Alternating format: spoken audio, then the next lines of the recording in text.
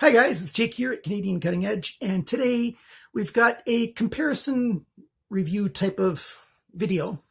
I don't do these very often, but I thought it would be a good idea to do it for these knives because they are both very similar in the type of knife that they are. And it's a type of knife that isn't super popular. And so instead of doing two separate reviews, I'm going to cover both of them at the same time. I don't know what I'm going to call these skeleton frame knives. This one's technically a liner lock. This one's technically a frame lock, but they're both very similar. They're designed to be very light, minimalistic kind of knives so that they're light to carry and yet functional. This one here comes as a recurve, a very, very slight recurve right there. Other than that, it's a drop point.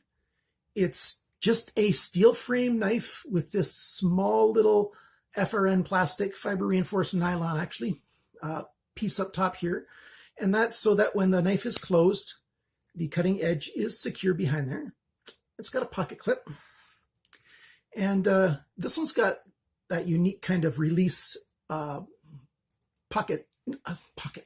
I keep calling thumb studs pocket clips. I've done this for 2 years and I don't know why. It's got that thumb stud that has a release on it. So you push the thumb stud in and that releases the frame lock so that you can open the knife. I've talked about this on other videos, and I'll leave a link at the end that shows another knife where I talk about that in detail. So I'll leave that at the very end of the video so that you can see what I mean when I'm talking about this thumb stud that releases the frame lock. So you've got this knife, and both of these have protection so that this frame lock arm, if it does wear all the way through long-term use, it won't just spring off the end. It stops from going all the way over. Just like if it was a regular knife, either the frame or the liner on the other side would stop the knife from going off the outside, off the edge. So both of them have that characteristic. This guy, you can get it GearBest in two different ways. It's got this plastic with sort of these red lines right through the plastic, and they've got a sort of off-white, whitish, light gray version as well, just for that piece in there. So that's another plastic, a fairly durable plastic type of security zone.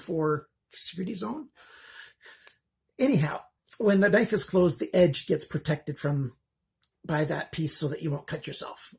This one is technically a liner lock because you can see the liner in gray, and then in black here you've got the handle scale, if you will, and you've got the pocket club here again. Both of these are tip down right side knives. This one is again a drop point, but it's just all belly and no recurve at all. And in here it's got writing. There's no spaces between the words. It just says high quality handcrafts, as if that was one word. This one also, that liner lock gets stopped by this little pivot plate, so it can't go all the way through and off the other side. So these two knives are what we're going to look at today. They are similar in a lot of ways, and they've got their own differences and unique features as well. So even if you're not interested, please stick around.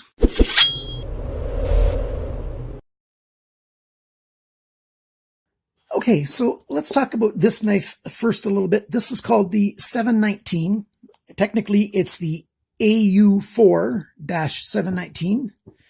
That's the ones with color. And the really light one, the grayish color one, is AG6-719. And both of them are available at GearBest. This one is 8CR14 MOV steel. And this guy, I think, is 8CR14. It might be 8CR13 MOV steel. Very similar. Both of them are in the high 50s, 57, 58, 59. 8CR14 is between 57 and 59. And 8CR13 is usually between 56 and 58. So 57-ish, just slightly, very hardly perceptible, tiny bit softer than this steel. Both really good budget steels made in China. This one's a high Saber grind. It has a flat that sort of ends right there so that you can clamp it onto your sharpening system if you need to. And this one's Same thing. It's a high Saber grind, and there's a flat area up there that it grabs onto. Very similar height for the Saber grind. And, you know, being similar steel, very similar length of cutting edge. You know, this guy over here is a little bit shorter. This one's labeled on the knife as the 7036 LUI-PH, but on GearBest's website, it's still called the ZB4-736. That 3-digit number system, letters, and then those 3 digits is the old way that Sanrenmu was labeling their models. And so like a model that was 736 is now 7036. So this knife, if they were to make a new model of it, it would be the 7019. But right now it's just the 719 that it says on the blade. And these ones didn't put the letters, like, you don't see letters in front of it. It doesn't say A4G 719, it just says 719. This one would just say 736 if it was the older style on there. And I got to go see why Bandit's barking. Let's move on to a little bit of a cut test, just in case you've never seen these kind of steels before. They've been around forever. So this one I left with the factory edge on it. And so even if I do a close-up here, you can see, you know, the separate little grinding lines on it. There's no sharpener's toil here. And there is sort of on the other one. So this has got the factory edge, and this one here has got my edge on it. So let's put my hand underneath it so it can focus. So on the left, factory edge. On the right, Jake's edge.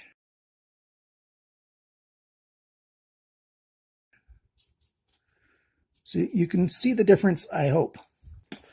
But the factory edge isn't bad.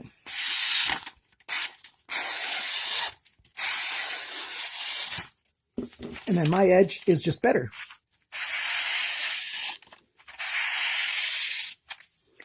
So if you take a look at the cut, it's really hard to see with the naked eye much difference.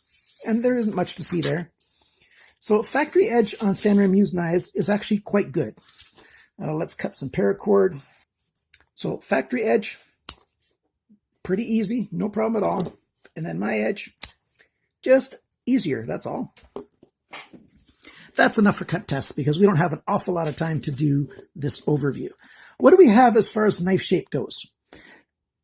Well, we've got the exact same pocket clip on both of these, just one's gray, one's black. They're both tipped down and they look pretty good in the pocket. Let's show you. Put that one in the pocket. They hold on quite well. They got a good amount of grip to them. And as you can see, they have about the same amount of knife sticking out. This one sticks past the pocket clip a little bit, about 1/8 of an inch. And this one's more like a 1/16. And that's why it just sticks out of the pocket a tiny bit more. Not much. Easy to grab and pull out. And these pocket clips are actually very, very well designed for the holding that they do. But they don't do anything but tip down. They both have holes that you can use for lanyard if you want to. See that one? This one's got 3 options. That one you can put some really big paracord through there if you wanted to.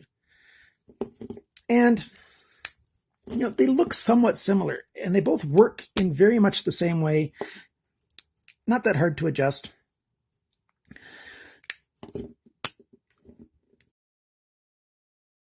They both have that protector there. They're quite different in styling, but fairly similar in a lot of ways in functionality. It's got a pretty good detent that holds it closed, that keeps it safe when your knife is in your pocket. This one is super safe in your pocket because you've got that button there that locks it in place. So this one, you can't just pull on the blade and open it. It's not going to happen. You have to push that button in. So if you're looking for a knife that is secure and just sort of a very minimalistic knife, then this one, the 7036 or 736, is the one that you want from these two. And if you just want, you know, a little more styling, you know, this one's got the styling cues in the handle there. It just looks a bit nicer and yet totally functional. I'm not really concerned about sharpening this recurve. It is such a minimalistic recurve, it'll sharpen up very easily. If you want the longer cutting edge, then, this one's your bet. If you're pinching pennies to a T, if you're not pinching pennies, then what? We're talking $7 or $11. It's really not that big of a difference either way, a $4 difference, which in actual money isn't big. In percentages, it's huge. It just all depends on how you want to look at these prices, eh? Do you know of a different name for this style of knife where it's super minimalistic and yet it locks? There's some slip joints that are really, really small, but this is the smallest style of locking knife in terms of, not really, it's not the smallest, but for having a reasonable edge length, it's, the smallest in, thinness. You get a lot of weight reduction and it's very discreet that way. I'm not sure what the name of this kind of knife is. I'm just calling it a skeleton frame knife, even though this one's technically a liner lock. Anyhow, thank you so much for watching. Thank you for being a Patreon supporter, for those of you who are. Thanks for liking, commenting, sharing, subscribing, and all that good stuff. I appreciate all the views and the shares and all that other good stuff. It's almost 2018. I'm not going to be responding to comments super quickly. We've got lots of family gatherings coming up, and I still got to work on that best of video series that I was going to do a video or two of. Remember, guys, always cut towards your chum, not your finger and not your thumb.